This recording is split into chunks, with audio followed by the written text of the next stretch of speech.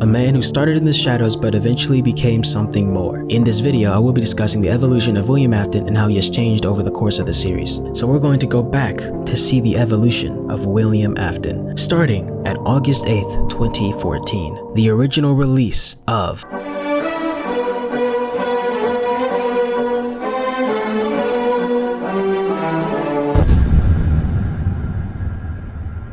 How much do we know about Afton in this era? It's nothing. Afton in this point in the timeline did not have a name. All we knew at the time was that we had a suspect who used a cartoon mascot to lure children into a back room. At the time, many people figured this back room was the backstage since there is no safe room yet. People were also quick to notice that since every other mascot costume was on the stage, maybe the suit used to lure these children was the yellow bear suit. Golden Freddy. The main justification at the time was literally he was missing and he was mysterious and he was unique, and it also helps that Golden Freddy is just the best animatronic. But I do recall, however, there was a fan animation that depicted the killer using a regular Freddy costume, so maybe some people thought that as well. But the newspapers also state that the animatronics at some point had blood and mucus around their eyes and mouth, implying that maybe the man hid the bodies of the children in the costumes. At this point of the story, the suspect's motivations are not clear, but most people didn't care since at the time, this is mostly just being viewed as the current trendy horror game. There are even Reddit threads from 2014 that compared it to Slender Man, saying its popularity is closely tied to YouTube and it will die out soon. But our suspect's story is not over yet. To learn more about the man behind the mask, we will have to go to November 11th, 2014.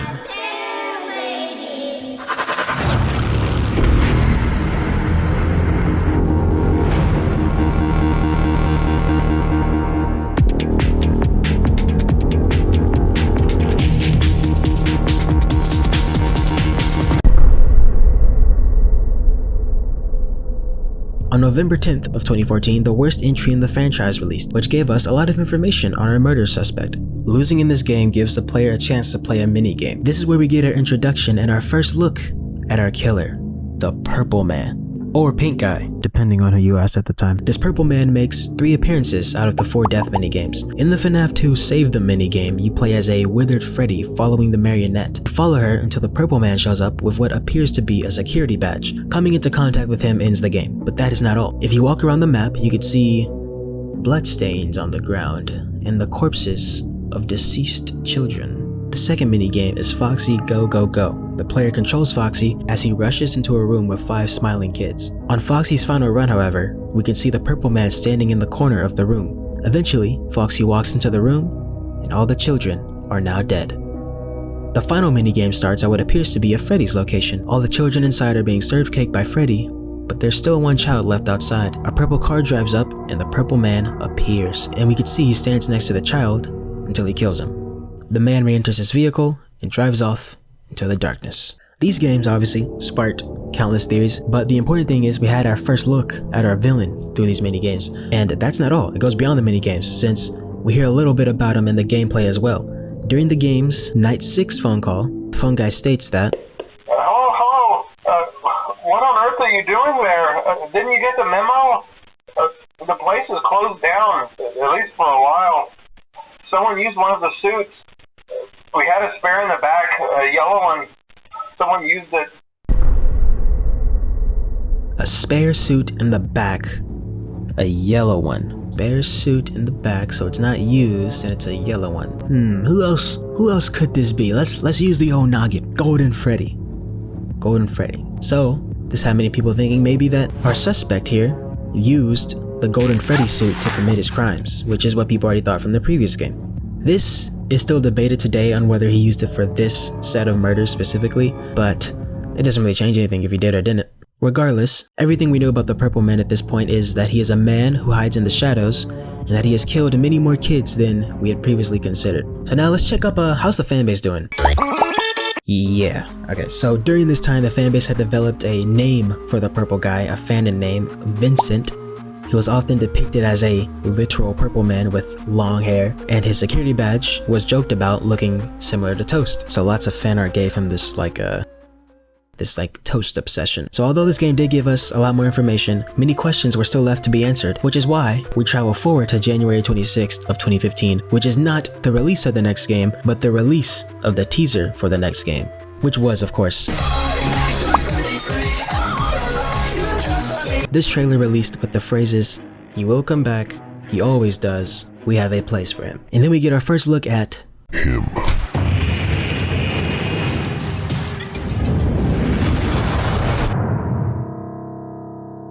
So now we jump forward to March 2nd, 2015, which was the actual release day of the final game in the series. This game revealed that the purple guy used a yellow rabbit costume to commit his previous crimes, but now he has returned to the original location to erase the past completely. He destroys the robots one by one until their spirits revolt against him, and he has no other choice but to hide in the yellow rabbit costume. So he believes for a moment that he's safe, until somehow the suit activates and all the animatronic parts snap into his body, ending his life.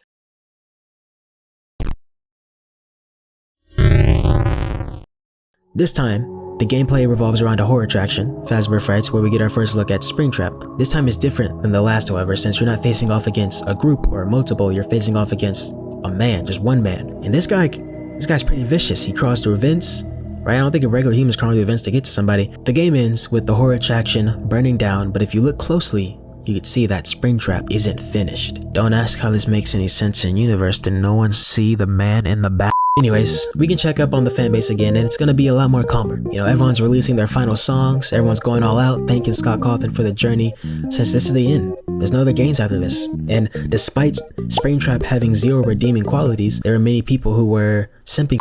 There was a big portion of the fanbase that advocated that he was innocent, that he regretted his actions, and he felt really sorry. I mean, I don't know what he's apologizing for. But although it seems that everything is over, something unexpected, or actually really expected, happened on December 17th of 2015 when we were given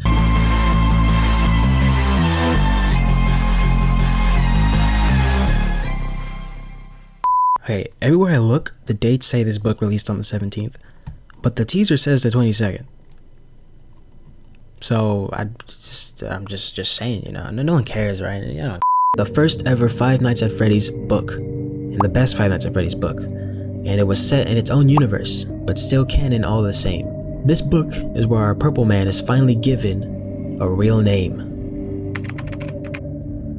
We learned that Afton helped create the company, along with another man named Henry. Henry's not important, he does nothing, don't worry about him. We learned Afton helped legitimize the whole thing, and he had business experience in running a restaurant in the past before Freddy's. In this story, we learn his motivation. He kills for love, and he says the kids are home with him. In other words, he's crazy. In this book, he also works as a security guard and goes under a fake name, Dave Miller, which some people believe he probably did in FNAF 2 when he also was a guard. Now, although William Afton did make a minor appearance in FNAF 4, what I'm showing you on the screen is literally all he does. Oh yeah, this Fredbear plushie thing is in the game. It's important, kinda. Keep it at the back of your skull. So we're just gonna move on to October 7th of 2016, which was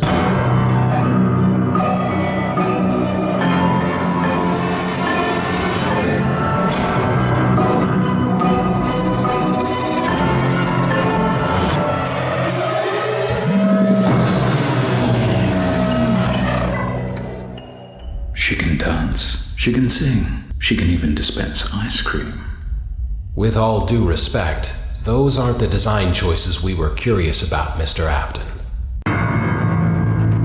Mr. Afton. The first time we hear William's last name in the game. We only hear his last name, we don't hear the full thing. That said, we do have his name officially in the verse now, and he's British, because how else would we know he's evil? So this game is set in an underground facility where the animatronics get rented out for private shows, and throughout the game, there's a little girl who is constantly asking her father if she can see Circus Baby, the big bad of this game. Like FNAF 2, there is a death mini game. There's only one, there's not multiple, but beating this game shows Baby offering a little girl ice cream until she gets, it's pretty crazy. During night 2 of the game, there's a section where you have to interact with a breaker box to restore the building's power. We can see the locations of the map also line up with the map of Five Nights at Freddy's 4, but it doesn't stop here. Entering a secret room on night 5 leads to a hidden office with cameras set up to watch a bedroom, along with the Fredbear plush with white eyes and a walkie-talkie. Wait a second. Beating the game also gives access to blueprints, which are copyrighted by Afton Robotics, meaning he's pretty good at making robots in this universe. But not only that, his robots are designed to lure and terminate children, although I think they could probably can probably kill an adult too. I guess we know they can kill an adult if you just die in the game. But you're probably wondering, how does all this connect? Except you probably already know because you clicked on this video. So to understand, the player must beat Golden Freddy mode on the hardest difficulty. Beating the game mode displays a cutscene that shows the aftermath of a burned down Fazbear's Fright. Now the whole cutscene is important, but the most significant part to mention is the beginning and end of it. Father, it's me, Michael. I found her. I put her back together, just like you asked me to. There is only one thing left for me to do now. I'm going to come find you. I'm going to come find you.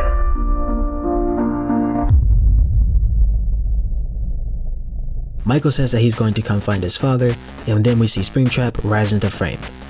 Connecting the dots, it's pretty clear that Michael is the son of Springtrap, who is William Afton. Based off the rest of Michael's dialogue, we can also connect that the girl heard all throughout the game, and in the minigame cutscene is his sister, which would make her Afton's daughter.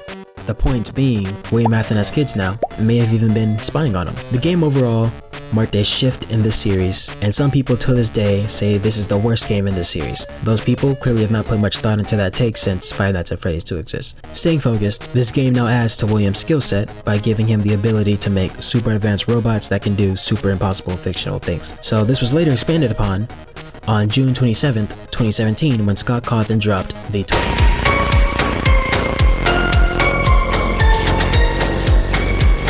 Not much to say here luckily, because Afton is really just the over-looming threat in this book. He doesn't actually do much, but he does make a grand entrance, and he monologues, and then he gets no diff, then he leaves. So this book was also the first time we see Afton be more theatrical. There's a little bit in the last book, but here it's more like it's in your face, and we can see he enjoys being Springtrap. He names himself Springtrap. He actually likes it. Before, people saw it as a punishment for him, the killer being trapped in the suit that he used to take the lives of others, but nope. He seems to love it. He actually likes his new life. So what this book did do is double down on the fact that Afton can make technologically advanced robots, and even though the Twisted ones aren't quite the same as the Fun Times, they do share a few similarities. If you want me to list those similarities, I guess I will. One of the similarities that most people point out is that on December 4th of 2017, Scott Cawthon dropped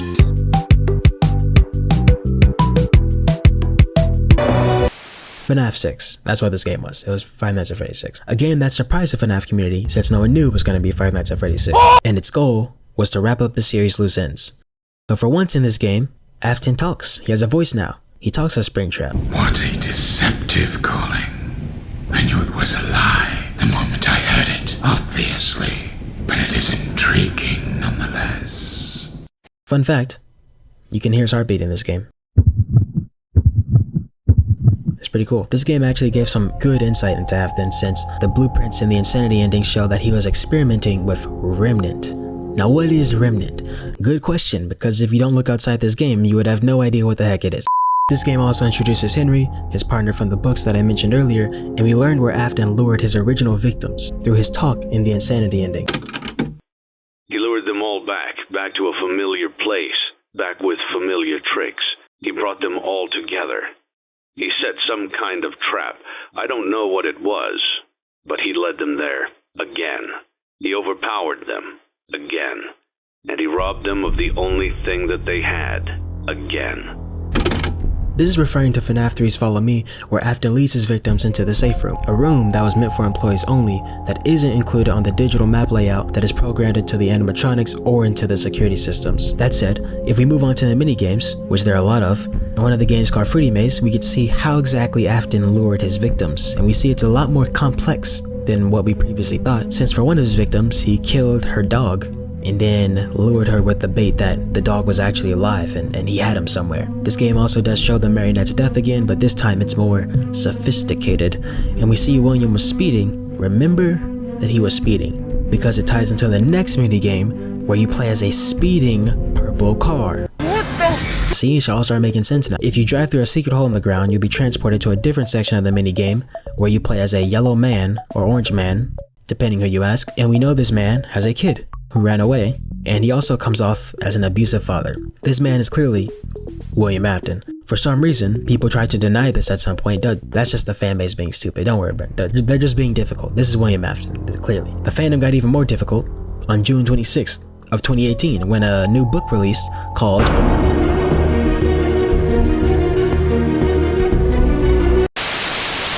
I'm gonna keep the book talk quick as well since it's not the Silverized, so I don't care about talking about it. William Afton in this book is also revealed to be an abusive parent, like his game counterpart, and he's shown to experiment with remnant, also like his game counterpart. And his book properly explains what remnant is, which is soul energy. That's kind of downplaying it and making it sound kind of lame, but that's what it is. In this story, Afton also expresses that he has a goal to reach immortality. This is because of his fears. Afton is afraid of dying. A factor that might play into this fear is that we also find out that Afton believes in heaven and hell. He experiments with remnant along with removing parts of his body until his soul is led to what he calls his eternal home. Anyways, now is probably a good time to mention that I'm not going to be discussing frights, tales, or security breach. I'm just telling you right now, I'm skipping over it. That's just what I'm doing. 2019, FNAF AR was a failed spinoff. He talks in this. That's it. 2023. What happened in 2023? Well, more precisely, what happened on October 27th of 2023? Well, that's easy because that's when Afton appeared in the